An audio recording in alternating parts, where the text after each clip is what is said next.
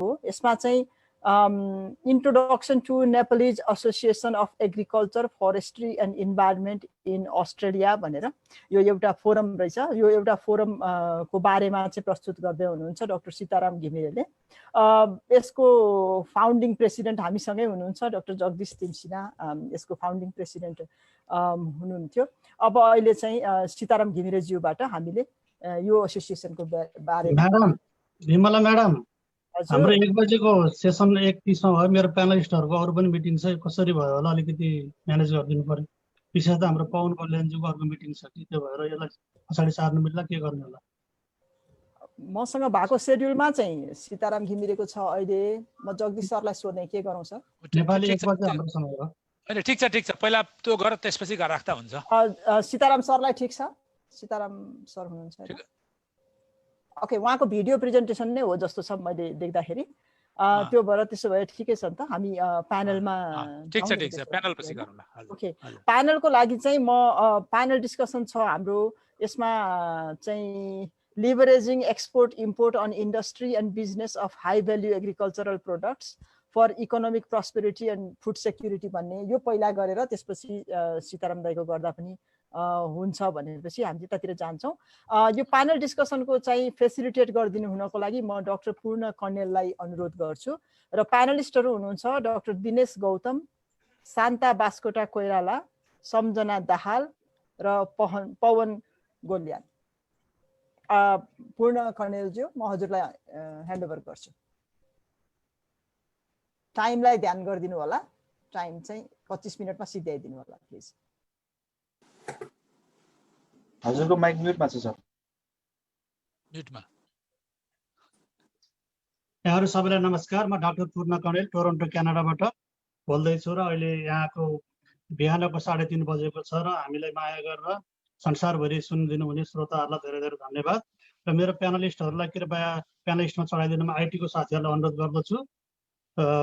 सबै प्यानलिस्ट साथीहरू, मसँग 4 जना प्यानलिस्ट हुनुहुन्छ र यो एक्सपोर्ट इम्पोर्ट सम्बन्धी चाहिँ विशेषतः एग्रिकल्चर र एग्री फुडलाई कसरी लेभरेज गर्ने, कसरी हामीले चाहिँ हाम्रो साइन्टिस्ट, हाम्रो किसान र हाम्रो व्यापारीलाई जोड्ने, त नेपालको विश्व बजारको चाहिँ तपाईँको सामानहरू, नेपालको सामान विश्व बजार पुर्याउने र नेपाललाई कसरी फुड सेक्युरिटी बनाउने भन्नेमा चाहिँ हाम्रो यो फोकस हुनेछ। सर्वप्रथम म यहाँलाई प्यानलिस्टलाई स्वागत गर्न चाहन्छु। पवन कल्याणज्यू यहाँ हुनुहुन्छ?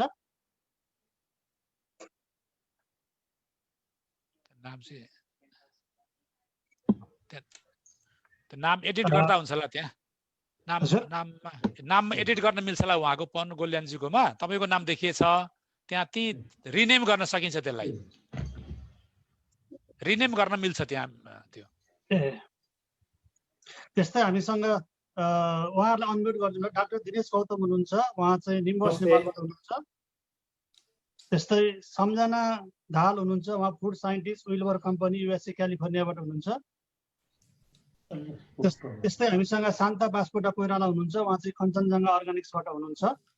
नमस्ते। ठिक छ। र अध्यक्षज्यू तथा माननीय सभासदज्यूको अनुमतिले चाहिँ म चाहिँ मेरो प्यानल डिस्कसन गर्न चाहन्छु, सुरु गर्न चाहन्छु। विशेषतः हामीले नेपालको उत्पादनहरू विदेश पुर्याउनु छ र खाद्य सुरक्षाको लागि अहिले विदेशका सामानहरू पनि नेपाल हामीले ल्याइरहेको स्थिति छ। यस सन्दर्भमा विशेषतः गरेर खाद्य सुरक्षा र औद्योगिक घरानाले कसरी चाहिँ नेपालको खाद्य सुरक्षामा योगदान पुर्याइरहेको छ, नेपालको आर्थिक गतिविधिमा कसरी पुर्याइरहेको छ र किसानहरूको सम्पूर्णता कायम गर्न हामीले औद्योगिक घरानाहरूलाई कसरी ल्याएर हाम्रो चाहिँ यो चाहिँ नेट प्रफिटमा एग्रिकल्चर बिजनेस मोडलमा जान सक्छु भन्ने बारेमा छलफल हो। र यहाँ थोरै म 1-1 मिनट हाम्रो प्यानलिस्टहरूलाई आफ्नो परिचय दिन अनुरोध गर्दछु। म पवन कल्याणजीबाट सुरु गर्न चाहन्छु। नमस्कार, म पवन गोल्यान। खास गरिकन म उद्योगी हो, तर आजभोलि चाहिँ म किसान भनेर आफ्नो परिचय दिन्छु। हामी चाहिँ एक्सपोर्ट इन्डस्ट्रीमा आबद्ध छौँ।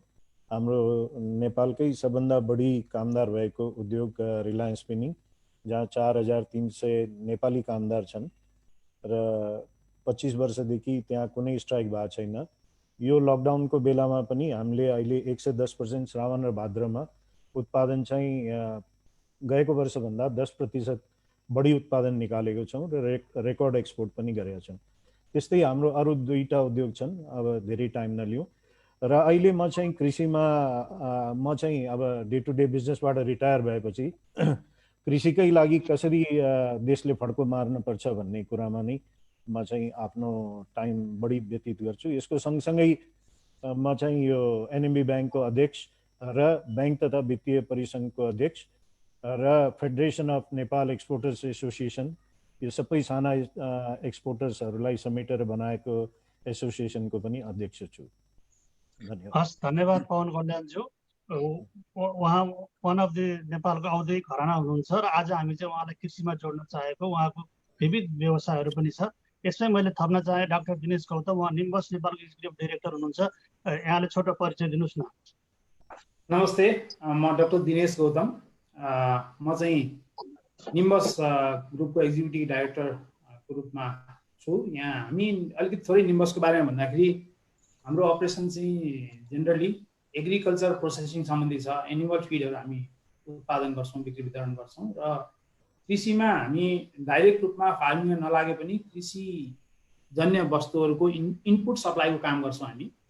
प्याडी, मेज, त्यसपछि विभिन्न किसिमका भेजिटेबल सिडहरू हामी चाहिँ विभिन्न कम्पनीका एजेन्सी लिएर हामी त्यसलाई डिस्ट्रिब्युसन गर्ने काम गर्छौँ र किसानसँग प्रत्यक्ष रूपमा डेमो फार्मिङ, डेमो प्लटिङ र आफै पनि यसपालिदेखि हामीले पनि यो केही थोरै भए पनि 12-15 बिघा जग्गामा हामीले पनि धान खेतीबाट सुरु गरेका छौँ हामी केही गरौँ भनेर। र विशेष त निम्बस भनेको, निम्बसले चाहिँ कृषिसँग प्रत्यक्ष रूपमा जोडिएर काम गरिरहेछ। डाक्टर साहबसँग फेरि आउँछु म। हामीसँग सम्झना दाहाल हुनुहुन्छ क्यालिफोर्निया विल्बर युनिभर्सिटीबाट। उहाँ फुड साइन्टिस्ट पनि हुनुहुन्छ र विशेषतः क्यालिफोर्नियाका विशिष्ट प्रोडक्टहरूको प्याकेजिङ र मार्केटिङ गर्ने यो कम्पनीले गर्छ। थोरै अलिकति बताइदिनुहोस् न तपाईँको परिचय, अनि प्यानलमा फेरि हामी आउँला। नमस्ते, धन्यवाद पूर्ण सर मलाई यो डिस्कसन प्यानलमा संलग्न गराउनु भएकोमा। मेरो नाम सम्झना दाहाल, पेसागत रूपले म फुड साइन्टिस्ट टेक्नोलोजिस्ट हुँ। हाल चाहिँ म विल्बर प्याकिङ कम्पनी क्यालिफोर्नियामा as a food safety manager काम गर्दैछु।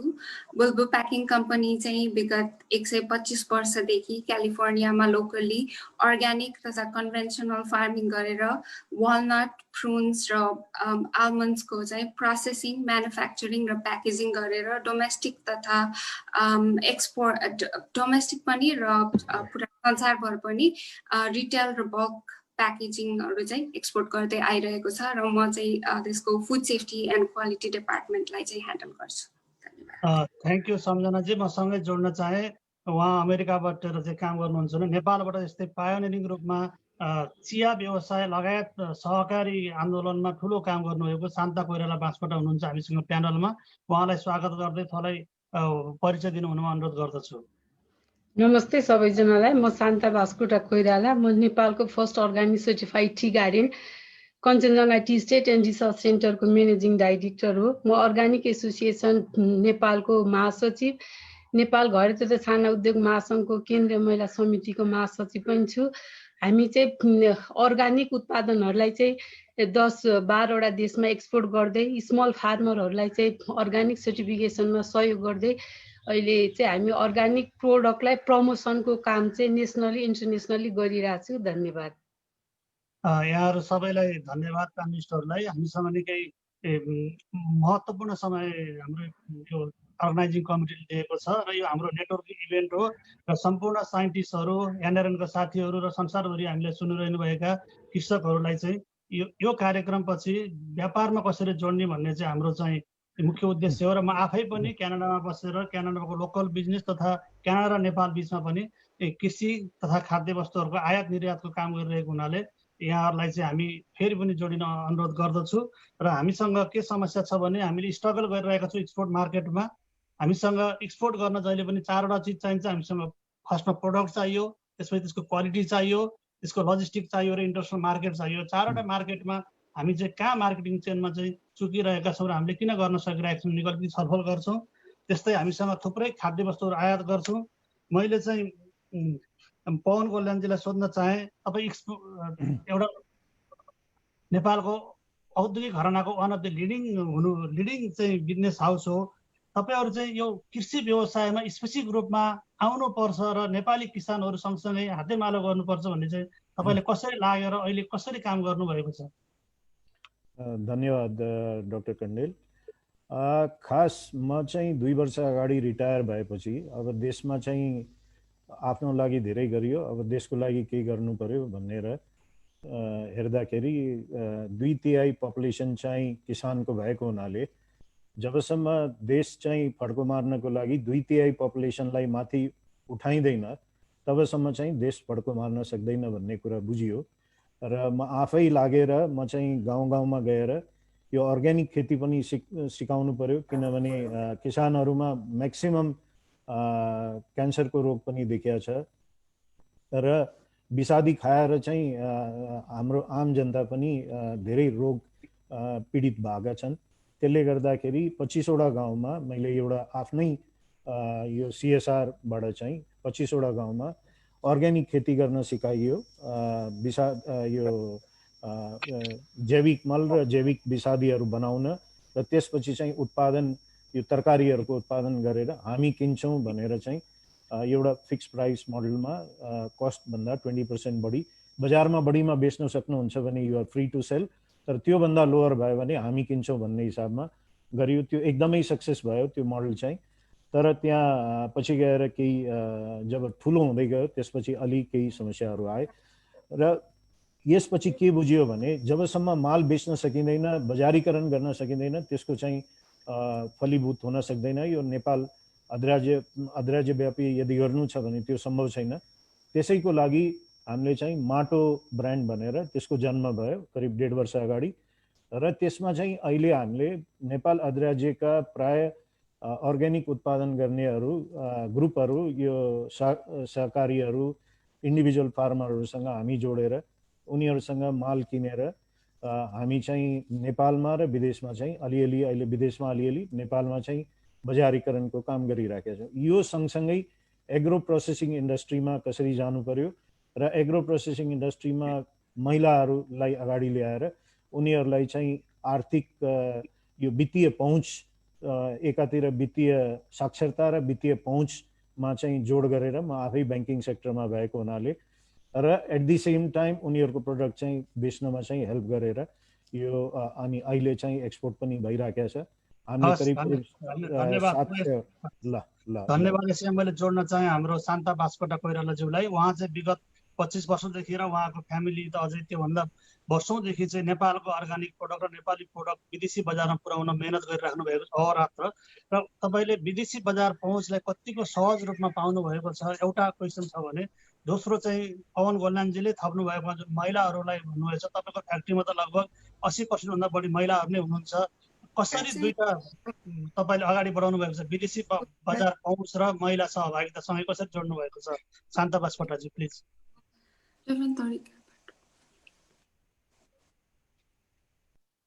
तपाईँ म्युट हुनुहुन्छ। धन्यवाद कौडेल सर। यो Kanchenjunga tea estate and research centre चाहिँ नेपालको first organic certified tea garden हो। यो चाहिँ पूर्वको पाँचथर जिल्लामा मेरो बुवा दीपक प्रकाश बास्कोटाले चाहिँ 1984 मा चाहिँ यो इस्टाब्लिस गर्नुभएको हो। त्यहाँबाट चाहिँ हामीले चाहिँ सुरुबाटै अर्ग्यानिकमा चाहिँ लागेर हामीले 2002 भन्दा पहिलेबाट नै अर्ग्यानिक सर्टिफिकेसन पाइसकेका थियौँ। त्यति हुँदाहुँदै पनि एक्सपोर्टको लागि चाहिँ हामीले धेरै कुराहरू एक्सपोर्टको स्ट्यान्डर्डहरू मिट गर्नुपर्ने हुन्छ, अर्ग्यानिक स्ट्यान्डर्डहरू मिट गर्नुपर्ने हुन्छ। हामीसँग चाहिँ 500 स्मल फार्मरहरू चाहिँ आबद्ध हुनुहुन्छ, उहाँहरूको पनि हामी अर्ग्यानिक सर्टिफिकेसन गर्छौँ। एक्सपोर्ट गर्नको लागि चाहिँ विभिन्न स्ट्यान्डर्डहरू सँगसँगै बाहिरहरूको चाहिँ हामीले क्वालिटी क्वान्टिटी अनि ब्रान्डिङ अनि मास प्रोडक्सनमा पनि एकदमै ध्यान दिनुपर्ने अवस्था हुन्छ। त्यो सँगसँगै अब हामीले चाहिँ सुरुबाटै अर्ग्यानिक गरेको कारणले गर्दाखेरि हामीसँग चाहिँ USA को लागि United state department of agriculture भन्ने USDA सर्टिफिकेसन पनि छ।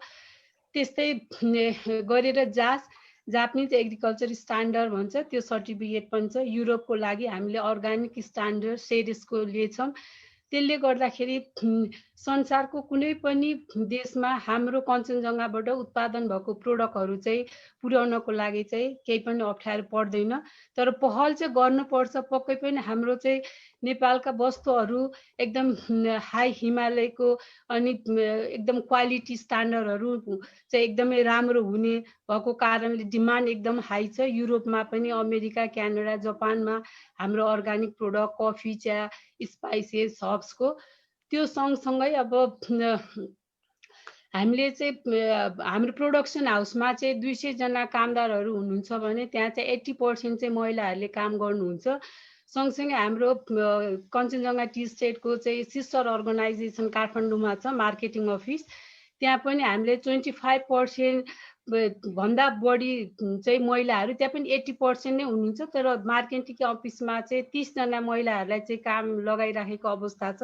त्यहाँबाट हामीले अर्ग्यानिक टी उत्पादन भएकोलाई बाहिरको डिमान्ड अनुसार प्याकिङ र प्रोसेसिङ गरेर चाहिँ हामीले चाहिँ एक्सपोर्ट गर्ने काम चाहिँ काठमाडौँबाट गर्छौँ। बाई सी र बाई एयर दुवैबाट हामीले चाहिँ सामानहरू विदेशमा पठाउने गरेका छौँ। हस् धन्यवाद। म यसमा जोड्न चाहन्छु सम्झना दाहालज्यूलाई।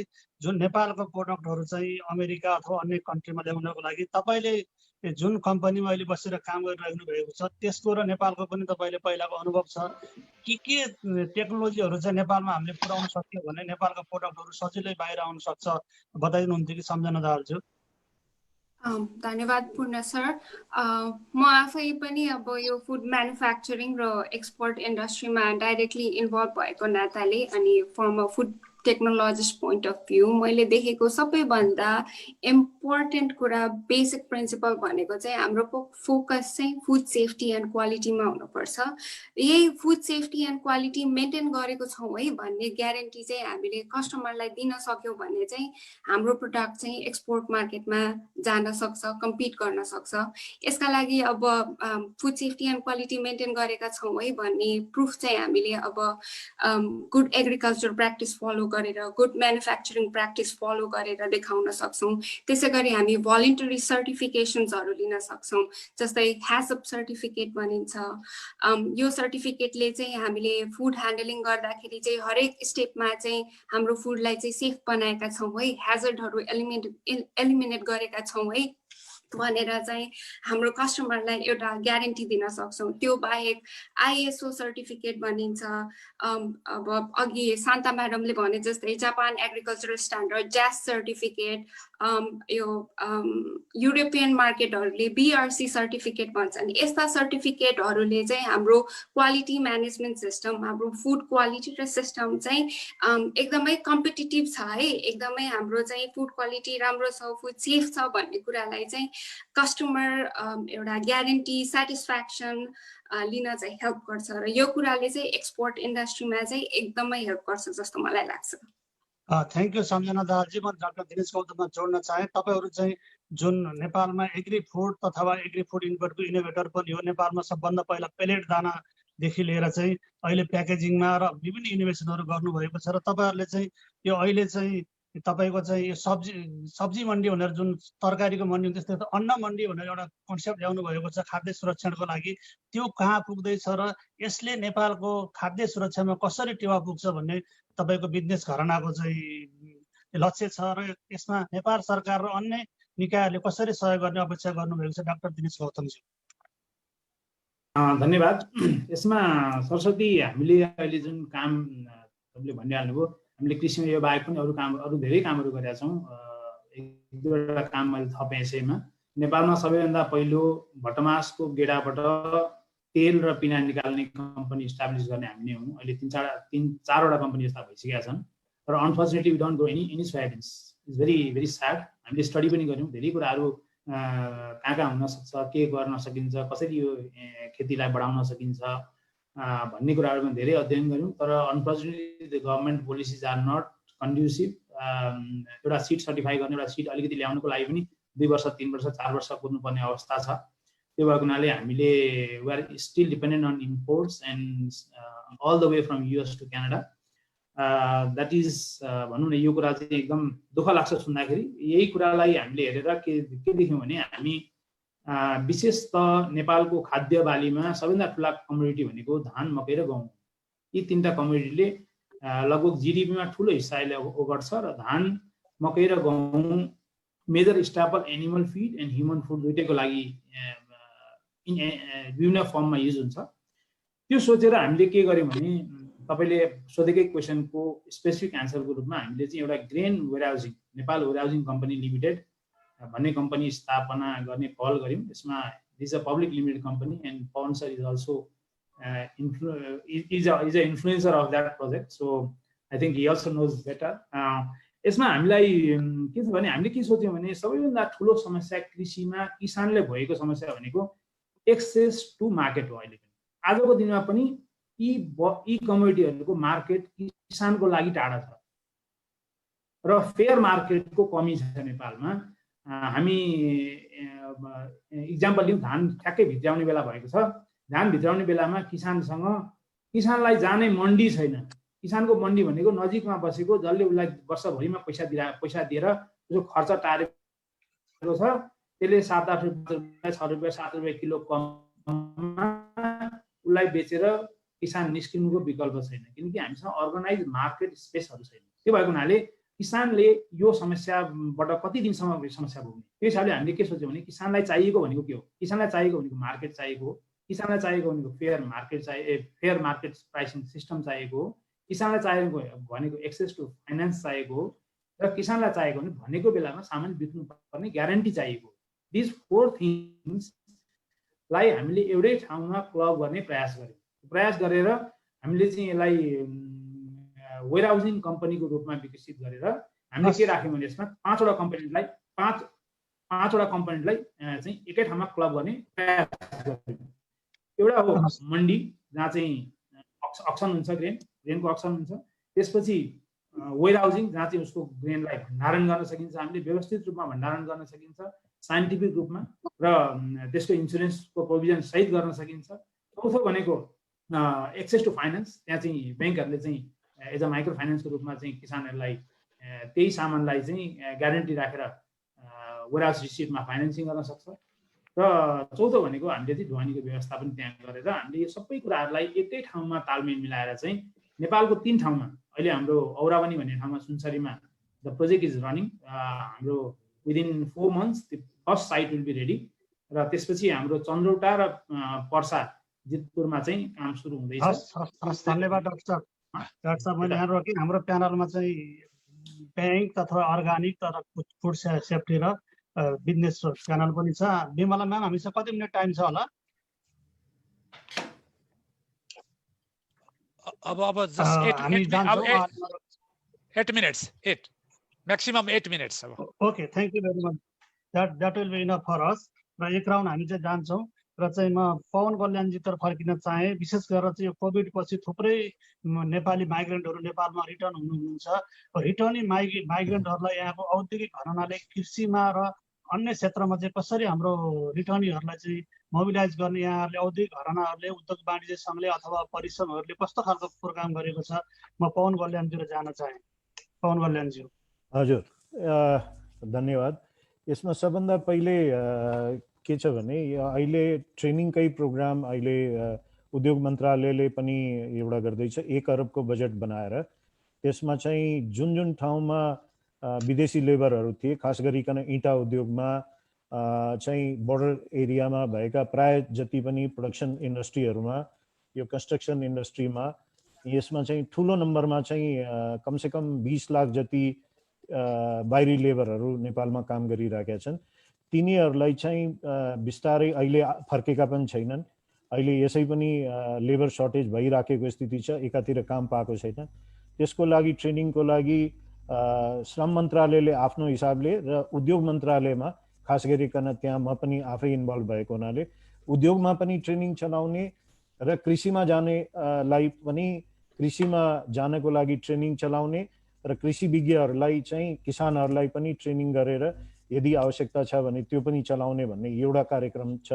त्यो अब यही आश्विन सकिने बित्तिकै आउँछ। अर्को चाहिँ रिटर्न माइग्रेन्टहरूको लागि यो चाहिँ तपाईको सहुलियतपूर्ण कर्जा 10 लाखसम्मको सहुलियतपूर्ण कर्जा लिएर उहाँहरूले आफ्नो विज्ञता अथवा कुनै पनि कामको लागि किनभने उहाँहरूले एउटा सिप बोकेर आउनु भएको छ, एउटा मेहनत गर्न सिकेर आउनु भएको छ, पैसाको मोल सिकेर आउनु भएको छ, कडा मेहनत गर्न जान्नु भएको छ।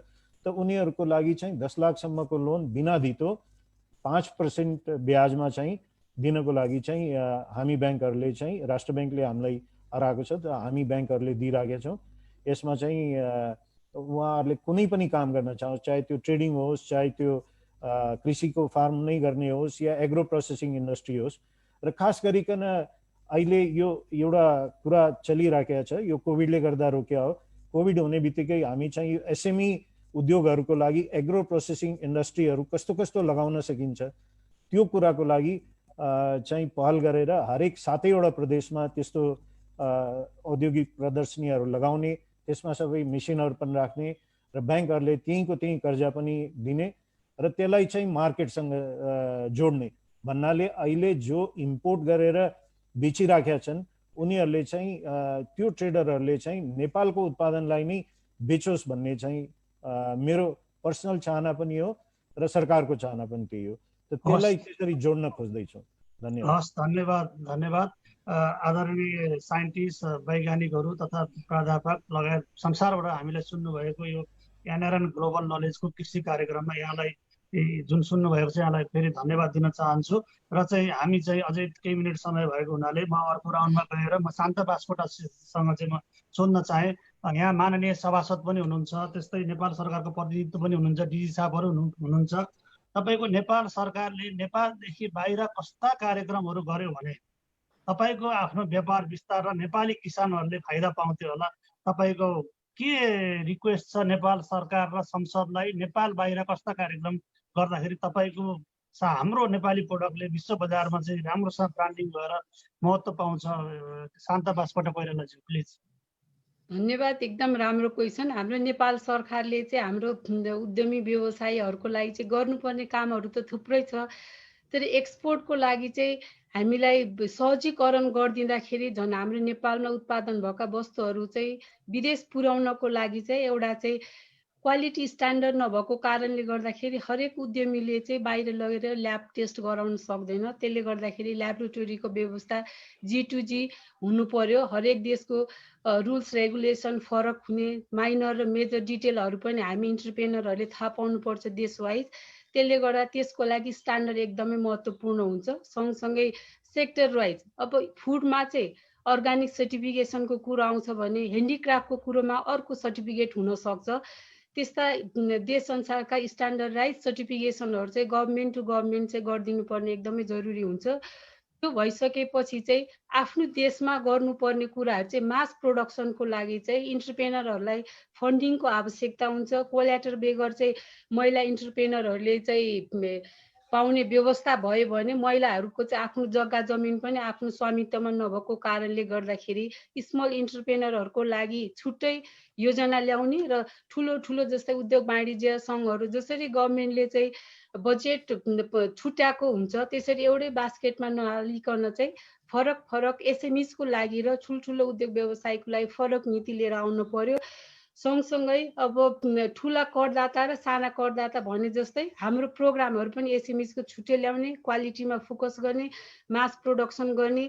अहिले जसरी विदेश पलायन भएका युवाहरू चाहिँ नेपालमा आइराख्नु भएको छ, यसको लागि चाहिँ कृषिमा एउटा छुट्टै योजना लिएर आएर गभर्मेन्टले चाहिँ यो बाँझो रहेको जग्गामा चाहिँ उद्योग स्थापना गर्नको लागि चाहिँ इन्डस्ट्रीमा, इन्फ्रास्ट्रक्चरमा, बाटोमा, केमा उहाँहरूलाई सहयोग गर्नुपर्ने कुरा हुन्छ, त्यो सहयोग गरिदिने एउटा प्लान लिएर आउन जरुरी छ। सँगसँगै बजार विस्तार, मार्केटिङको लिङ्कअप च्यानल बनाइदिनको लागि चाहिँ एकदमै सहकार्य भयो भने हाम्रो वस्तु नेपाल र विदेशमा सहज रूपमा एक्सपोर्ट गर्न सकिन्छ। धन्यवाद। धन्यवाद शान्ता कोइरालाजी। सबै हाम्रो यो प्यानलबाट चाहिँ हामीले के थाहा पायौँ भने नेपालमा पनि आफ्नो बजार छ, नेपालका उद्योग घराना तथा किसानहरू चाहिँ व्यापारमा चाहिँ किसानसँग जोडिएर आफ्नो हात मिलाएर देश र विदेशमा पुर्याउन तयार हुनुहुन्छ भन्ने एउटा खालको सन्देशको लागि अब हाम्रो चाहिँ यो प्यानल हो, यो चाहिँ नेटवर्किङ इभेन्ट हो।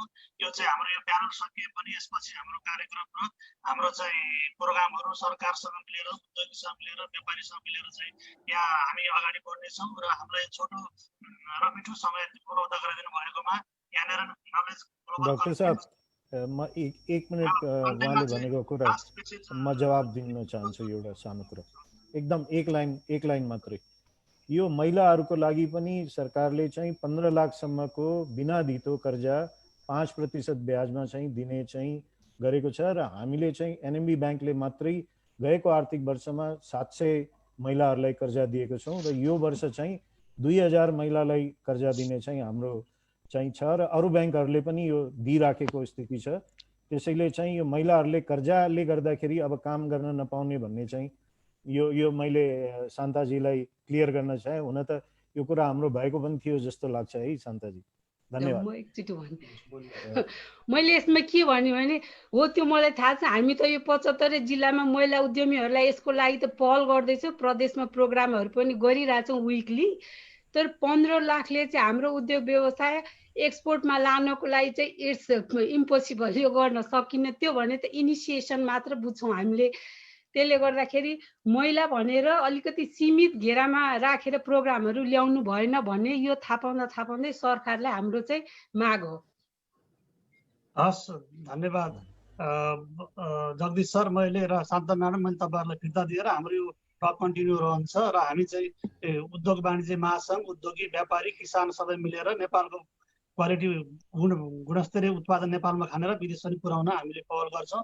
र मेरो चारैजना प्यानलिस्टहरूलाई धेरै धेरै धन्यवाद यहाँको व्यस्त समय दिनुभएकोमा र सुनिदिनु भएकोमा सम्पूर्ण दर्शकहरूलाई म धन्यवाद दिन चाहन्छु। म टोरन्टोबाट डाक्टर पूर्ण कणेल, ब्याक टु हाम्रो सेसन चेयर छु। Thank you very much. थुप्रै धन्यवाद डक्टर कणेल, एकदमै टाइमली कम्प्लिट गरिदिनु भयो सेसनलाई र यो प्यानलिस्टहरूलाई पनि थुप्रै धन्यवाद। धेरै अवसरहरू पनि देखाइदिनु भएको छ कसरी हामी एक्सपोर्ट गर्न सक्छौँ भनेर, अनि यसमा भएका च्यालेन्जेसहरू विशेष गरिकन नीतिगत सुधार गर्नुपर्ने एरियाजहरू पनि प्रस्ट्याइदिनु भएको छ। एकदमै धेरै धन्यवाद छ यहाँहरू सबैजनालाई। सम्झनाजीले लास्टमा भन्नुभएको कुरामा चाहिँ मैले कतिपय महिला उद्यमीसँग चाहिँ बुझ्दाखेरि के बुझेको छु भने लोन त पाउँछ अरे, तर लिन बडो गाह्रो रहेछ, कसरी लिनु त्यो भएर हामी त बरु प्राइभेट मनी लेन्डरकोमा जान्छौँ, ब्याङ्कमा त जान्नौँ भन्नुहुन्छ क्या उहाँहरूले। त्यो भएर चाहिँ हाम्रो प्रोसेस हर्डलहरू असाध्यै धेरै छ, त्यसलाई चाहिँ अलिकति सुधार गर्नुपर्ने आवश्यकता छ। अब नीतिगत तहमा आफै बसेको भएर धेरै कम्प्लेन गर्न मिलेन, तर all points are well noted. सम्बन्धित ठाउँहरूमा पुर्याउनु पर्ने आवश्यकता छ हामी सबैले। अब